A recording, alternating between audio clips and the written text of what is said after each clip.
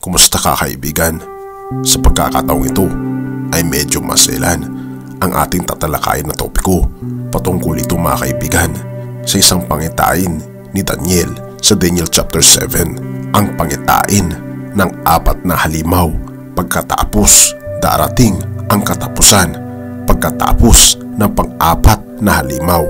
Atin itong pag-usapan mga kaibigan. Ito ay binabanggit mga kaibigan sa Daniel chapter 7. Atin itong baybayin. Verse 1. Noong unang taon ni Belshazzar bilang hari ng Babylonia, si Daniel ay nagkaroon ng pangitain sa kanyang panaginip. Isinulat ito ni Daniel. Ito mga kaibigan, ang panaginip ni Daniel ayon sa kanyang mungkahi. Isang gabi, nakita ko na kabi-kabila ay binabayo ng malakas na hangin ang malaking dagat. Mula sa dagat ay may umahong 4 na iba't ibang halimaw. Ang una ay parang leon, ngunit may mga pakpak ng agila. Habang ako'y nakatingin na bunot ang mga pakpak nito, umangat ito sa lupa at tumayong parang tao. Binigyan ito ng isip ng tao. Ang ikalawa naman ay parang oso. Ang dalawang paa lamang nito sa huli ang inalakad at may kagat pang 3 tadyang. May tinig na nag-utos dito, sige, magpakasawa ka sa karne. Ang ikatlo ay kahawig ng leopardo. Ito'y may 4 na pakpak sa likod tulad ng sa ibon, 4 din ang ulo at binigyan ito ng kapangyarihan. Pagkaraan nakita ko ang ika-4 na halimaw. Nakakatakot ito at napakalakas. Bakal ang ngipin nito at niluluray ang anumang makagat at tinatapakan ang matira doon. Kakaiba ito sa 3 nauna sapagkat ito'y may 10 sungay. Pinagmasdan kong mabuti ang mga sungay at nakita kong may tumutubo pang isa. Ang 3 sungay ay nabunot upang magkaroon ng puwang ang sungay na tumutubo. Ang sungay na ito ay may mga mata na tulad sa tao at may bibig na nagsasalita ng sobrang kayabangan. Habang ako'y nakatingin, mayroong naglagay ng mga trono na upo sa isa. Sa mga ito ang nabubuhay magpakailanman. Puting-puti ang kanyang kasuotan at gayon din ang kanyang buhok. Ang trono niya ay naglalagablab at ang mga gulong nito ay nagliliyab. Parang bukal ang apoy na dumadaloy mula sa kanya. Pinaglilingkuran siya ng milyon-milyon, bukod pa sa daan-daang milyon na nakatayo sa harap niya. Humanda na siya sa pagkawad ng hatol at binuksan ang mga aklat. Dahil sa sobrang kayabangan, sinasabi ng sungay, muli akong tumingin at nakitang pinatay ang ika-4 na hayop at inihagis ito sa apoy. At iba namang halimaw ay inalisan ng kapangyarihan, ngunit binigyan pa ng panahong mabuhay. Patuloy ang aking pangitain. Nakita ko sa alapaap sa langit ang parang isang tao. Lumapit siya sa nabubuhay magpakailanman. Binigyan siya ng kapamahalaan, ng karangalan at ng kaharian upang paglingkuran siya ng lahat ng tao sa bawat bansa at wika. Ang pamamahala niya ay hindi magwawakas at ang kanyang kaharian ay hindi mawawasak. Ito mga kaibigan, ang pangitain ni Daniel. At bigla nga siya mga kaibigan na nagising at siya ay nabagabag kung ano ang ibig sabihin ng kanyang panaginip. Ngunit ito rin mga kaibigan ay binabanggit mga kaibigan sa Daniel chapter 7. Binanggit din dito ang ibig sabihin ng pangitain ni Daniel. Kung ating mapapansin mga kaibigan sa ating pinag-usapan nung nakaraan sa pangitain ni Haring Nebuchadnezzar sa Daniel chapter 2, ito rin ay tumutukoy mga kaibigan sa mga kaharian na babangon bago darating ang kaharian ng Diyos. Kung ating mapapansin kasi mga kaibigan, ang leon mga kaibigan na nakita ni Daniel ay tumutukoy rin sa lugar ng Babylonia. Dahil ang leon sa Babylonia mga kaibigan ay ang ibig sabihin nito ay hari ng lahat ng mga hayop. Ibig sabihin, siya rin ang tinatawag na head of gold. Ang ibig sabihin mga kaibigan ng pakpak sa pangitain mga kaibigan ay sumisimbolo sa kung gaano kalakas at kabilis gumalaw at sumakop ng ibang bansa ang lugar ng Babylonia. Dahil kilala mga kaibigan si Haring Nebuchadnezzar na greatest conqueror at talagang napakabilis niya mag-conquer ng iba't ibang mga bansa. Ngunit siya mga kaibigan ay pinalitan ng Medo-Persia.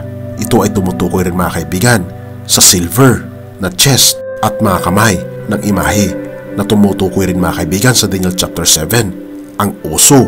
Dahil kung ating makikita at mapapansin, meron siyang 3 tadyang sa kanyang bibig na tumutukoy sa 3 malalaking mga bansa na kanyang nasakop. Isa na dito ang Babylonia. Natalo niya ang Babylonia. Natalo rin niya mga kaibigan ang Lydia at maging ang Egypt. At kung bakit oso mga kaibigan ang ginamit sa pangitain ay dahil napakalaki mga kaibigan ng teritoryo na nasakop ng Medo-Persia. Ang pangatlo mga kaibigan ay ang Grecian Empire. Sila ay namuno sa panahon ng 331 BC hanggang 168 BC sa pamamagitan ni Alexander the Great na tumutukoy rin mga kaibigan sa kapa na bronze ng imahe sa Daniel chapter 2. Kung ating mapapansin kasi mga kaibigan, ang leopardo ay tumutukoy mga kaibigan sa kung gaano kagiting na mandirigma si Alexander the Great at kung bakit apat ang kanyang mga pakpak ay ibig sabihin mga kaibigan nito ay mas mabilis silang lumusob at kinungker ang buong teritoryo ng Medo-Persia at tinalo nila ito na habang bata pa si Alexander the Great.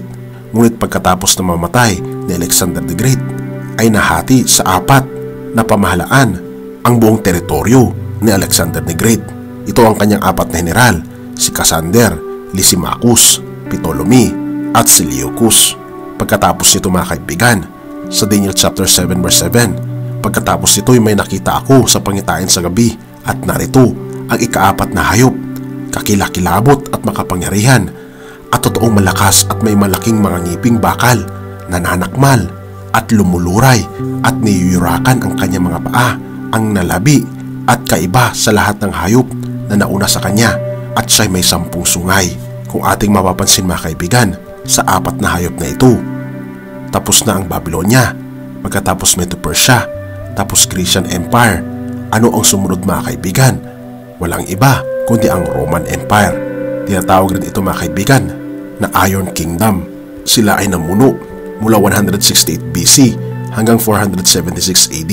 Siya mga kaibigan ay may 10 sungay na tumutukoy sa divided Europe na ating napag-aralan mga kaibigan sa last nating topic sa Daniel chapter 2. Kung hindi mo pa ito napapanood, ay panoorin mo mga kaibigan. Ang title nito ay Ang Huling Presidente. At balik tayo mga kaibigan sa ating topiko, ang Roman Empire mga kaibigan. Ito ang pang-apat na hayop na nakakatakot na nakita ni Daniel. At bakit nakakatakot mga kaibigan?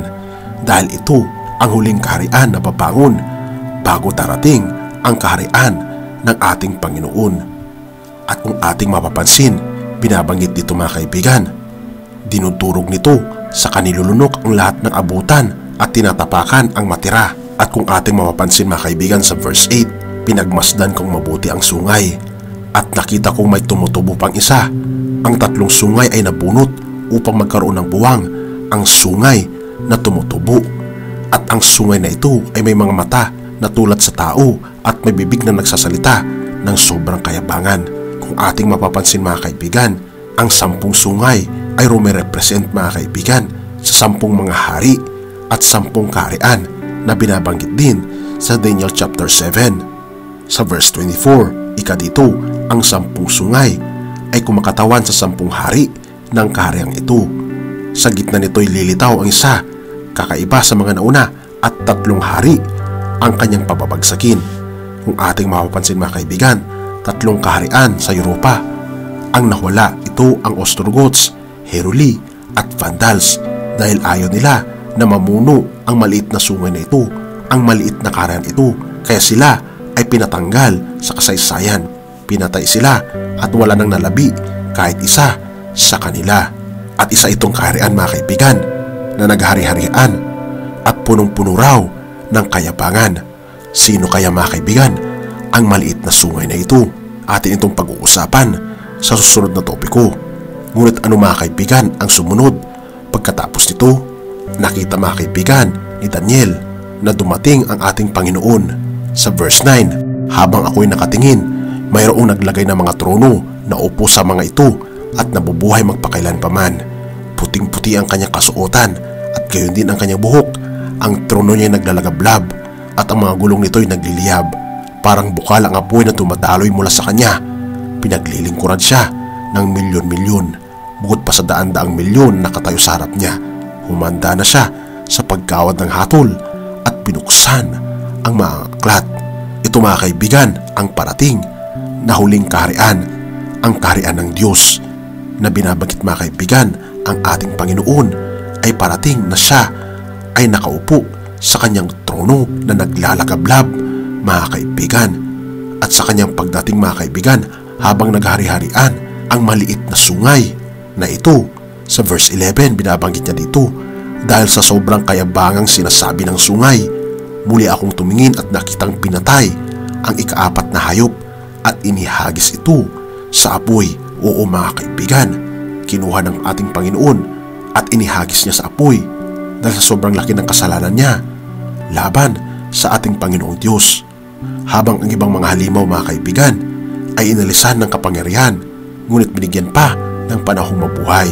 At pagkatapos ito sa verse 13, patuloy ang aking pangitain, nakita ko sa lapaap sa langit ang parang isang tao, lumapit siya sa nabubuhay magpakailanman. And verse 14, binigyan siya ng kapamahalaan, ng karangalan at ng kaharian upang paglingkuran siya ng lahat ng tao sa bawat bansa at wika, at ang pamamahala niya ay hindi na magwawakas at ang kanyang kaharian ay hindi mawawasak. Oo mga kaibigan, ito ang pangitain ni Propetang Daniel bago darating ang kaharian ng ating Panginoon. At kung ating makikita, tayo na mga kaibigan ay nabubuhay sa pang-apat na hayop sa pamumuno ng maliit na sungay na ito, ang maliit na bansa na ating tatalakayin sa susunod na mga panahon. Ngunit ang importante mga kaibigan, ang pang-apat na hayop ay tumutukoy sa buong Europa, ang pamumuno ng sungay, ang kahariang dadatnan ng ating Panginoon bago niya hukman ang buong sanlibutan. Mga kaibigan, malapit na tayo sa pagdating ng ating Panginoon. Handa ka na ba? Nais mo bang tanggapin ang ating Panginoon sa pagkakataong ito? Kung nais mong tanggapin ang ating Panginoon, ay i-type mo naman sa comment section ang iyong saloobin at ipapanalangin kita. Ama naming banal, nais po namin na isurrender ang aming puso sa inyo. Gabayan kami Panginoon, tulungan kaming makita ang katotohanan at sundin kung ano ang katotohanan. Salamat Panginoon sa inyong pagmamahal sa amin. Aking nang isinusuko mula ngayon ang aking puso at tanggapin si Kristo na mamuhay sa aking puso. Salamat Panginoon, at ito ang aking samot dalangin sa pangalan ni Jesus. Amen.